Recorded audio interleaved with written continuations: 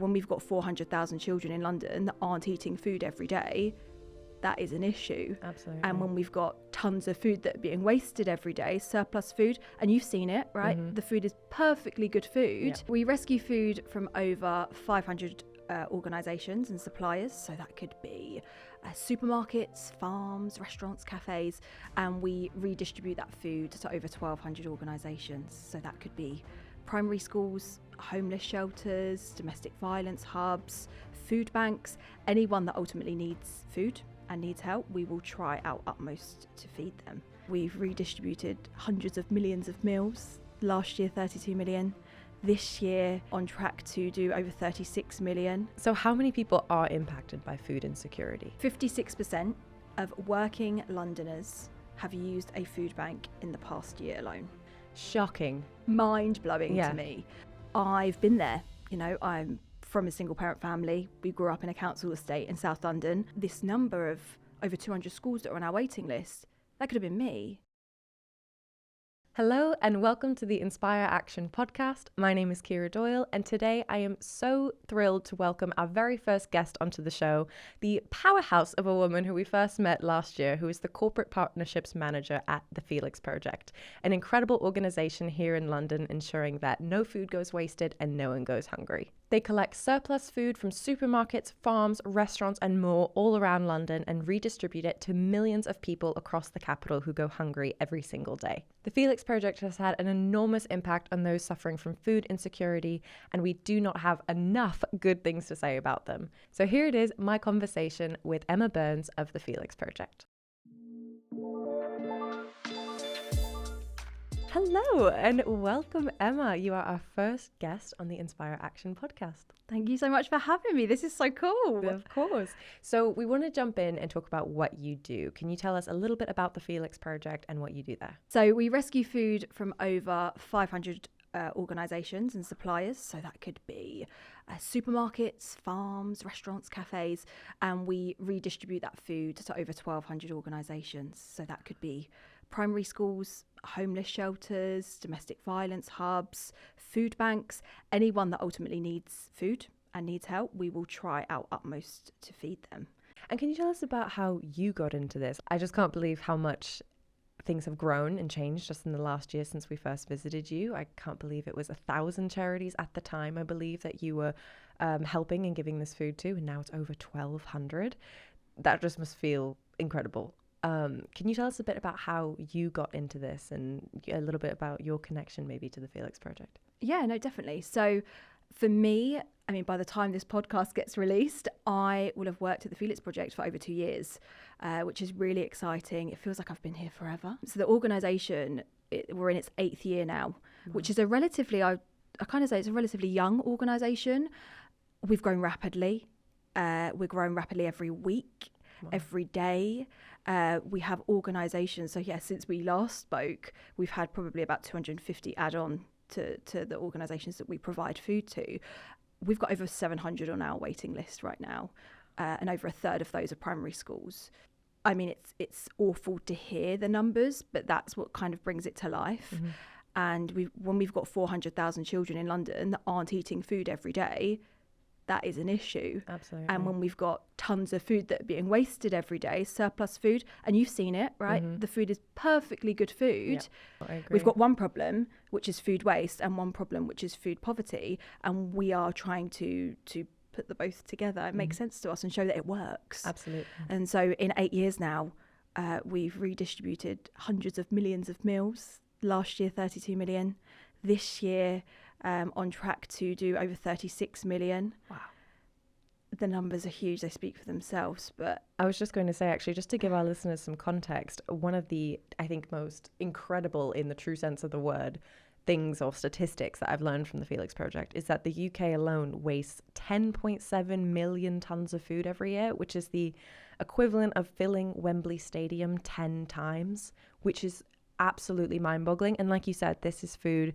I've seen it. This is not bad food. This is all perfectly good, beautiful food that is just being thrown away by so many different places. So thank you for the work that you do. Like, going back to my initial question, like, how did you get involved with this? What was your background? And how did you end up here? I mean, I've always worked in the charity sector. Absolutely love working for charities. I think once you step your foot into it, you kind of can't step back out. It makes you have a purpose every morning, waking up and doing something. And the Felix Project for me, firsthand, having experienced what our beneficiaries unfortunately experience, I've been there. You know, I'm from a single parent family. We grew up in a council estate in South London. And if I look back to me as a child now, and I don't know how my mum did it, we went to food banks occasionally and, you know, we used the services that I volunteer at now.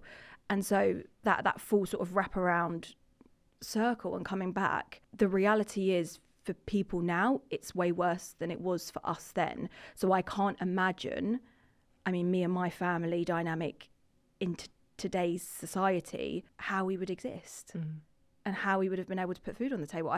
I genuinely don't know how my mum would have done it. And the people that we're seeing now, it's completely different to the people that we once serviced before. So I think there is that level of relatability that I can have to the cause because I've unfortunately been there. And I know, my friends know this, my background on my phone, I don't have my phone on me now, but my background on my phone is a picture of me when I was a baby. And there's many reasons why I have that.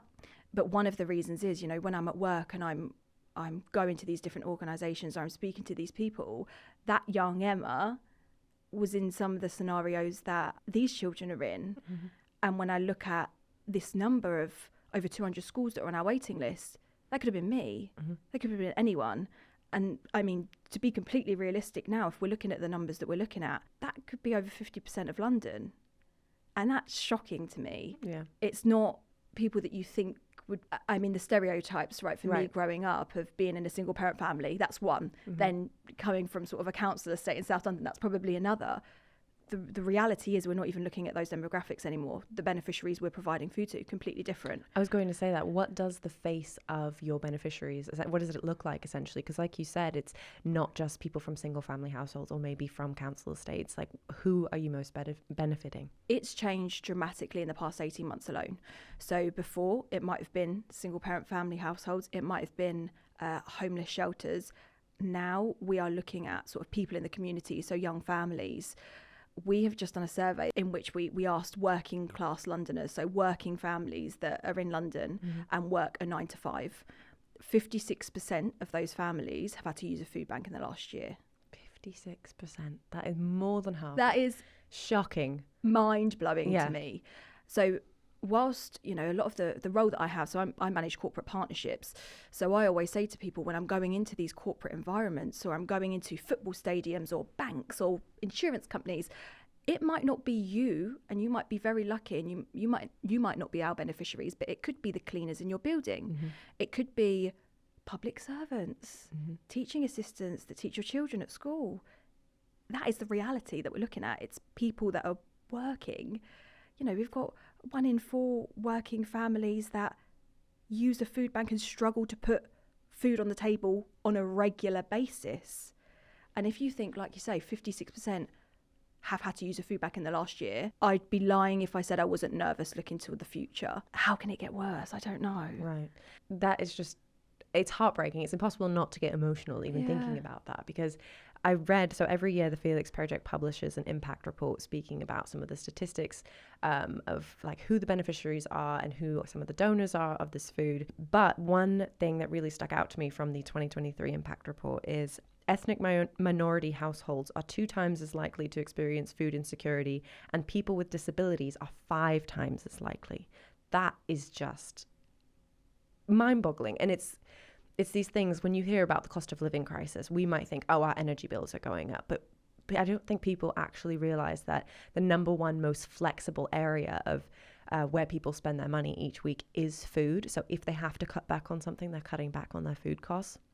And if you have one child or multiple children, that just, the impact, the ripple effect that has, I think, throughout the household and community is just immense. One thing I want to talk to you about a bit is some of the stories that I think you told me. So we had the opportunity to visit the Felix Project depot in southeast London, or East London? East London, sorry, because you have 4 depots throughout London, to be clear. We do have 4 depots. So we visited the East London depot last year, and just seeing the sheer scale of the food that comes in. It's not even every 5 minutes, a new truck is pulling in with food that it's just picked up from a supermarket or farm.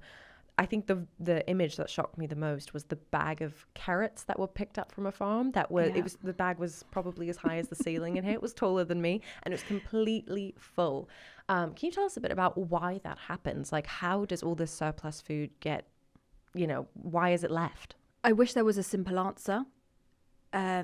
The reality is there's loads of different reasons, so it depends on the sort of food that we're talking about. So if we're talking about those bag of carrots, for example, and those fresh fruits and veggies, there's lots of work that we're doing at the moment at farm gate level. So there's lots of food. We have lovely farms in Kent and Sussex that we collect food from during this period. So it could be that the farmer has grown a significant amount of this harvest, and when it comes to harvesting those crops, those fruits and veggies, they might not have the staff to do it. They might not receive the funds to do it from government. And it could mean that, even a supermarket might say, we are going to buy 5 tons of your carrots, and when it comes to buying it, actually carrots are a hard winter veg, and because of the energy crisis, people can't afford to cook them anymore. So less people buy them. So the supermarket might say, actually, we've noticed this. We're only going to buy 2 tons of carrots. The farmer's grown 5. So where are the 3 tons going to go? And I can't imagine being in that position where you have to think, this is my livelihood, and how am I going to, what do I do with this crop? Do I let it rot because I can't afford to harvest it? Right. Or do I let the Felix Project come in and all the volunteers pick all of these beautiful, you saw them, they're huge. Oh, they are. It's amazing. And like I say, like wonky carrots or whatever that are perfectly good. Carrot. Yeah, exactly. Which are perfectly good and good quality food that all of these 400,000 children that aren't eating could use in some of their meals. Another reason is, and a myth that I try to bust from the very beginning when people come and view the food, it's not brown bananas. It's not soggy tomatoes that we get. We do get the occasional brown banana, I won't lie. But this food, especially in the past 12 months, been the highest quality of food we've ever had. And I think that is down to, like you was touching on earlier, we've had every crisis under the sun. We've had the cost of living. We've had the energy crisis. We've had crises that you would never associate with food. So even things like interest rates growing and the rent crisis, people can't afford to rent, people can't afford to buy. And so I think all of those, again, that's looking at the beneficiaries that we cater for now. That's why that's changing, I think, so much. So people that would have once bought the finest ranges or might visit a restaurant once a week now might only be able to do that on occasion, or might have to buy the sort of everyday staples as opposed to the finest. So we're seeing that finest range now. We're seeing, the most organic fruits and veggies in the farms. We're seeing really, really well-known restaurant companies that package and maybe sell sort of DIY kits online. We're receiving those now because people can't afford to buy them, but they've made them. And can you tell us where that goes? So then once the food reaches your depot, what do you do with it? What goes on there? Once the food hits the depots, our amazing volunteers, we had 15,000 last year, which was mind-blowing. Our amazing volunteers, I kind of say it's like going shopping. So you go down the aisles and you'll get a list, and it might say this is a school in Hackney, and you'll pack for that school. So it could be that they've got a breakfast club, so you need to go and package breakfast goods. So it could be cereal bars, it could be fruits and veggies, and you will go and pack manageable loads and then wrap them ready to go out to that school. We don't necessarily know what food we're going to get sometimes. Wow. We, at the moment, have got loads of Brussels sprouts. We've got loads of pumpkins because the farmer's grown them too early. We've had loads of rain here in England, as per usual. And it's meant the harvest has grown rapidly and no one wants to buy them yet. Wow. And so supermarkets don't want to stock them. Right. You said something to me when we visited last year that has always stuck with me, and correct me if I'm wrong, but is it that produce farmers only receive subsidies from the government if they are growing produce that is going to be used as animal feed? Anaerobic digestion. Yeah. Anaerobic digestion. How sick is that? Well, I mean, the good news is that they're working on it in government. So you would have seen that there's sort of talks in government at the moment about farming, and there's a £15 million budget that, you know, our CEO has been heavily involved in to try and get that moving forward. Good. Okay. So conversations are happening. Good. And conversations like this one, this is why it's so good to have them. Amazing. That's super optimistic. We're getting there. We're getting there. Exactly. No, that's chipping away at the old block I know. That's the hardest slog I think ever. But no, that's incredible to hear that there is progress and there's movement on that front. Okay, good. Because our farmers need our support. Just going back quickly. Yeah. So what happens to the food? Sorry, you said the volunteers collect it. They walk down almost like shopping lists. They make their baskets. But the Felix Project also has a kitchen on site in the East Depot. So what happens there? The kitchen, wow, I take my hats off to the chefs every single day because they blow my mind with the food that they cook. So Felix's kitchen opened 2 years ago now, and it opened for many reasons. One of the main reasons was, like I said earlier, it got to the point where during the energy crisis, community organisations were saying to us, can you stop giving us potatoes, stop giving us carrots, that hard winter veg, because we just cannot afford to cook them anymore. So for us, you know, potatoes in the UK is in the top 5 most wasted foods. So we were like, we know we're going to get a lot of them. But what we can do, if we can't give them to organisations and they can't utilise them, what we can do is take it in-house, maybe chop them, peel them, cook them, so that they can be utilised and used moving forward. So Felix's kitchen opened 2 years ago now, and we, on average, make around 5,000 meals every single day. Wow. It's more often more than that, and they get redistributed across the whole of London. So I don't know if you've ever watched Ready, Steady, Cook. Yes. But that's literally what it's like every day. So our chefs will go out into the depots. They don't know what they're going to have, but they'll go through the depot and they know they've got to make 5,000 meals. I don't have it. I'm thinking, what am I going to have for dinner today or tomorrow, or how can I prepare? They do it every single day for 5,000 meals. And they also do it according to also like religious dietary requirements, or even like maybe, is it allergy requirements as well? Like, so like gluten-free, halal. Right. If we can, we will. Amazing. We are somewhat limited, I guess, depending on the foods that we know we're going to get. Of course. We will do an allocated amount per day. But the foods that these chefs cook, honestly, it's mind-blowing. They are brilliant. And if you do volunteer, which I know you've done, you guys have done before, we'll have to have you back soon. Yes, absolutely. You'll have to try some of the meals that they cook, because they're just, And I think for me, it's really interesting because a lot of the foods that some of our beneficiaries will receive, they might not have ever had before. They might not know how to cook it. I mean, what was the one that I saw? Celeriac. So we get quite a lot of celeriacs in the depot. Before Felix, I'd never cooked a celeriac. I wouldn't know what to do with it. I don't think I have either, to be honest. I've eaten it at like a restaurant, but I've never cooked it. So I looked at it thinking, is this a Swede? What is this? But I think it's things like that. And so for us, there's a wraparound that we're doing with sort of low cost energy cooking. So cooking in flasks. So for example, if you have to boil the kettle once, that's a lot less energy than it is to turn the stove on, turn the oven on. You put it in a thermos, put pasta, rice in that. You have to leave it for a certain amount of time, but it will cook. Wow. So again, for us, it's that wraparound service. So things like that, that's sort of the wraparound that the kitchen's working on to get that education moment out to our beneficiaries. That's wonderful. That, I think, is something, you know, visiting your depot made me realize how privileged so much of the population is in just, if we can afford to buy food, we're, 10 times better off than someone who can't afford to buy food and who can't afford to cook it either. Like you said, when you said these people can't afford to turn on their oven or turn on their stove to cook this food, it is just mind-blowing and heartbreaking. I just commend what you do so much. I think it's so incredible. Going quickly back to what you mentioned about, you get a lot of potatoes, for example, because that's one of the most wasted food items in the UK. What are some of the most common types of food that you get? So again, it depends on the type of year that we have. It depends on the weather. It depends on the harvest. There's so many different impacts that can be seen just walking through our depots, depending on each quarter, what it looks like. Majority of the food that we get will come from a farm level. So it'll be those fruits, those veggies. That's the food that we find we have the most of. However, we love the weird and the wonderful at the Felix Project. So if you think of different flavoured items, that you would see in a fridge or in your cupboards at home, new editions or, limited editions, things like that. That's what we get a lot of. So I think when you guys came in last or around that time, we had floor to ceiling of hot cross bun flavoured yogurts. I remember this, yes. So many hot cross bun flavoured yogurts. And Easter's been and gone. It's not attractive for the supermarkets to stock. It's not attractive for people to buy. Where do they go?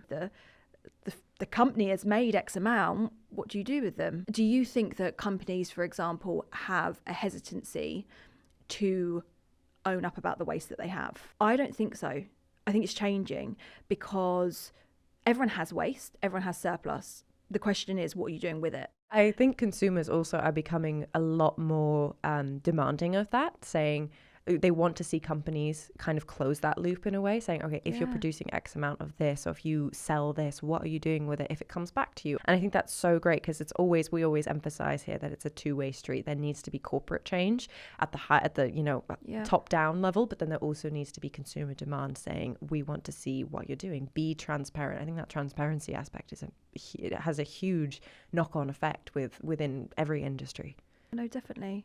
So to answer your question about what foods do we see everything. And that's great for the organisations and beneficiaries that we're providing food to, because it means that they do have a range. When Christmas comes and goes, we will have mince pies galore. Just have it. We'll have Brussels sprouts galore for the next few months. But that's nice because people also get to enjoy that. Yeah.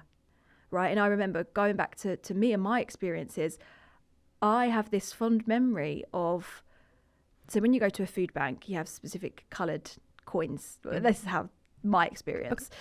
And you'll go to specific tables and you'll pick up different items. And I remember my mum coming home once with this bag of food, and I was thinking, I've never seen that. It felt like Christmas to me because I was just like, this is so exciting. What have we got? We've got this, we've got this.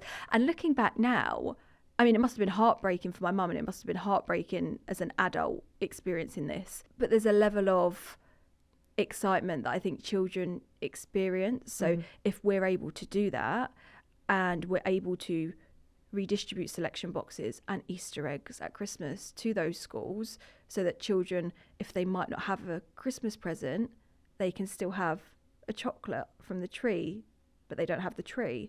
They can still have you can feel that special time of year. Exactly. They can still relate to their peers because, a lot of the schools that we provide food to, the majority of them we provide food to, is probably around 50% of children in each school will receive Felix food.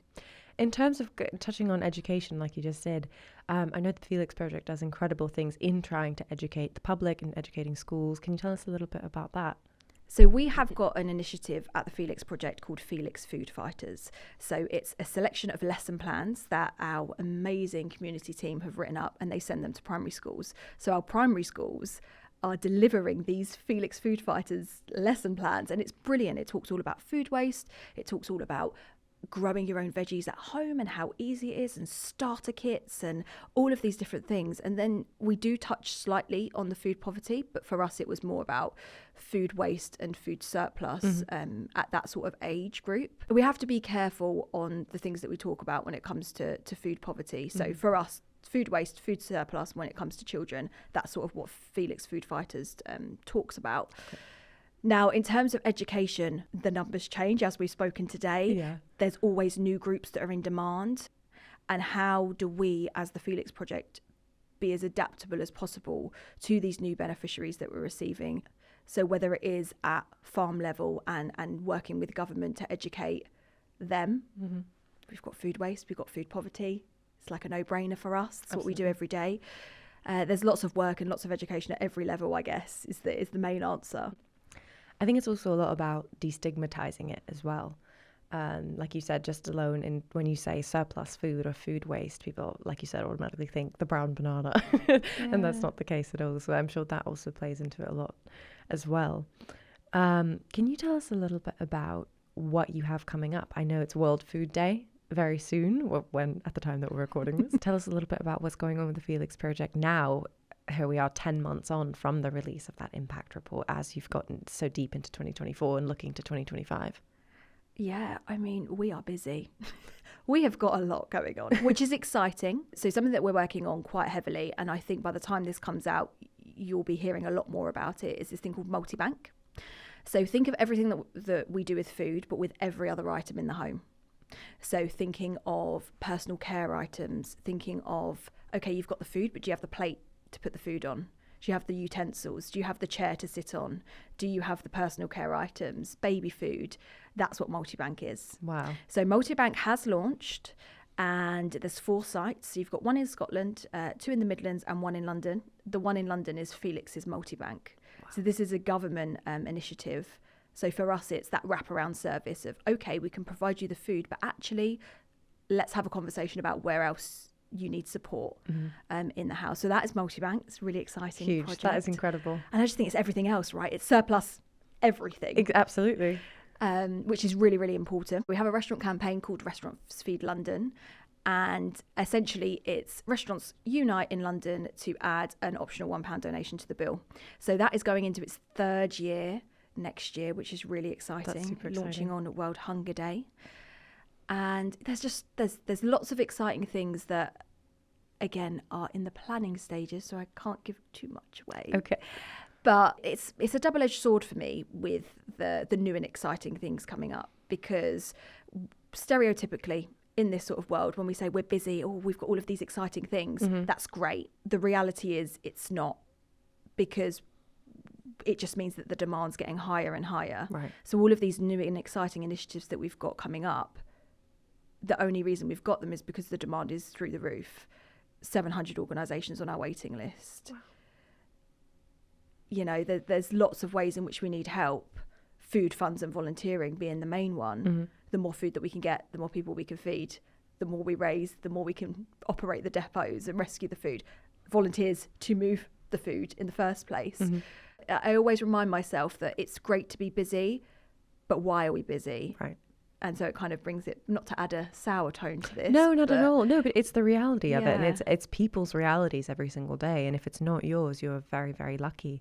And no, I think it's really important that you're talking about this, especially the multi-bank program. That sounds incredible. So if I can ask, because Felix Project, for example, when you get your surplus food, like you said, from farms, from restaurants, from all over the place, for multi-bank, where will those surplus items essentially be coming from? So it will still be coming from wholesalers, suppliers, supermarkets, but more with a focus towards retail as opposed to farm. Wow. Okay. So anything that any shop can't sell, or it's just going, like you said, out of season, right? You look around and you think, oh, that's not fashionable anymore. Where does it go? Crazy. The same place the food would go if we didn't exist. Right. Landfill, which is scary. Super scary. That is, oh God, mind-blowing. It's really mind-blowing. One thing I wanted to say quickly, when you were talking about the reasons for why you get these things, whether it's they have too much of a single flavour, or like you said, the supermarket ordered X amount and then the farmers are left with this because they only ended up taking this.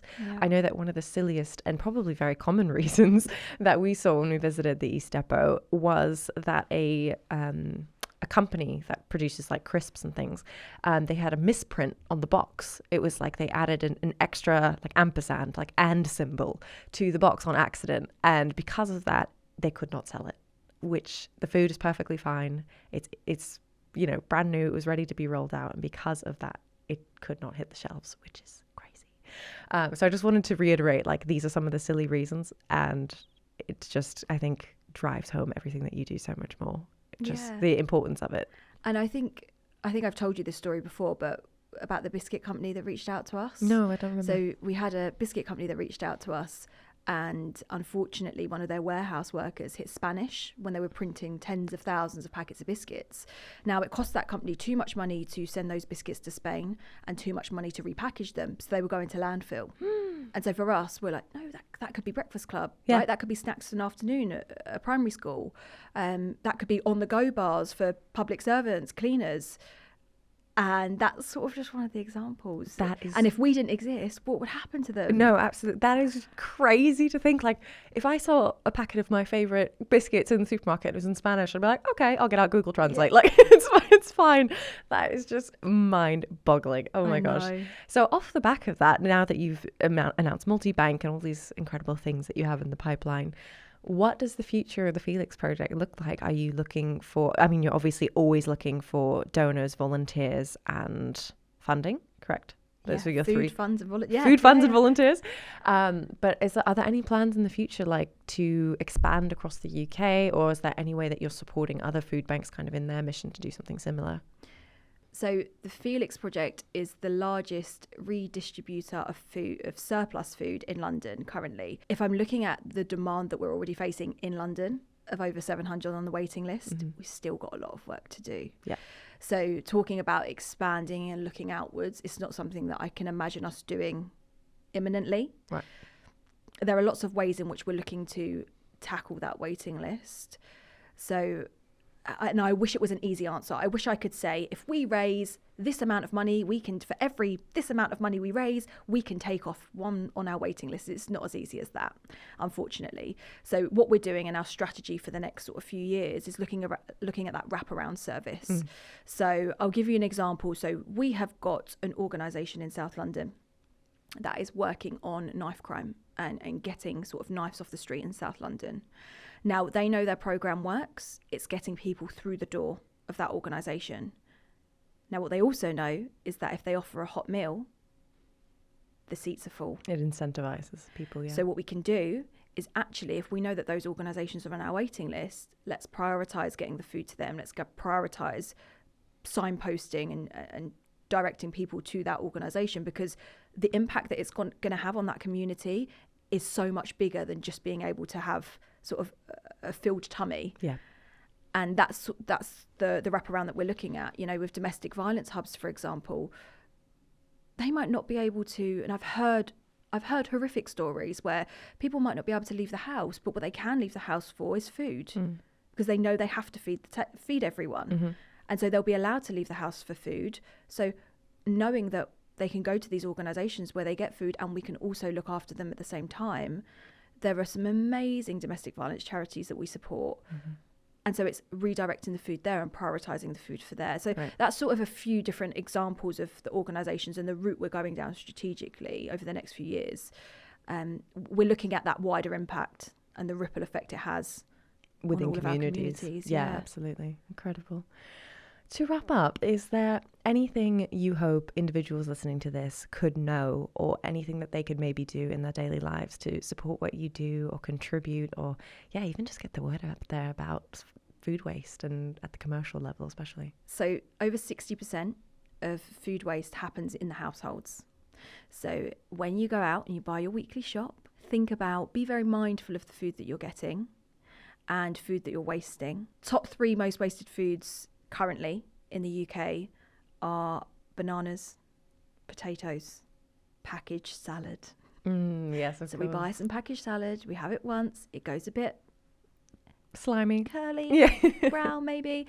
That's still probably okay maybe for a don't know. But that's what happens, and that's why it's in the top 3 most wasted foods. Be mindful of the food that you're buying as a consumer. Like I said earlier, food, funds and volunteers, that's the 3 main ways in which we need help. If you are a supplier and you have food surplus, that's okay. What are you doing with it? Goes back to that question. Have a conversation with us, reach out to us. I'm sure we can talk about sort of rescuing that food at that level. Fundraising. If you're a restaurant, sign up to the restaurant campaign. If you're picking a charity of the year, come and chat to us about the Felix Project. So for every £100 that's raised, we are able to provide 270 meals to the people of London. Wow. So again, scale that up, scale that down. £10, that feeds 27 people. It's not just £10, it's the bigger impact. There's lots of money that we need to raise every single year. We're talking millions to run the operation that we currently do. And then come and volunteer, like you and Ben have. Come and volunteer. So whether it's in the kitchen and you're chopping up and you're prepping or you're packing, or whether you're in the warehouse moving that food, or there's another volunteering opportunity that we offer that I would always encourage people to do and not shy away from, but it can be hard, which is co-driving. So you're sitting in the van with the driver and you're going directly to these community organisations and delivering the food to them. So the reason why I say it can be a bit hard, I went at the beginning of this year, we did the schools route. So you package up the van, and normally the vans can hold, I'd say, 2 or 3 deliveries. And so first school, drop off, easy peasy. Second school, it was break time.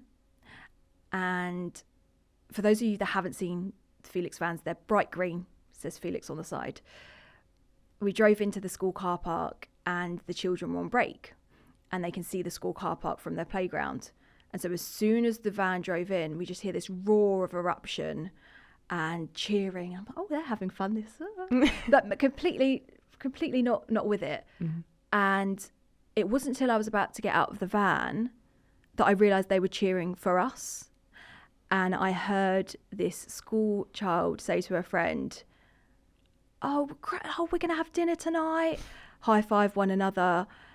And I sat in that van and I sobbed. I'm literally tearing up right now. And I sat in the van and I sobbed. And like I say, by the time this comes out, I've done this for 2 years. Yeah. It doesn't get easier. And I got goosebumps even thinking about it. And I remember looking to the driver and him saying, I do this every day, sweetie. Giving me a hug and was like, come on, let's go feed them. And we opened it and I'm like, right, suck it up, Emma. You can deal with this. Come on. He does it every day. Like, he'll be fine. Come on. It's hard. Mm-hmm. If you've raised funds or you've donated food, come and see who we're helping. Yeah. Don't shy away from it.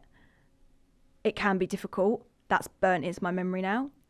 And whenever I have a bad day or I'm not feeling like I'm good at my job or I have imposter syndrome, we all have it. Mm-hmm. I think back to that moment and I just think, come on, Emma, let's go give them dinner or let's go feed them today. And I just potter on my day and carry on. So that sort of ways that you can help. So yeah, come and get in the vans and deliver the food out for sure. Don't look away.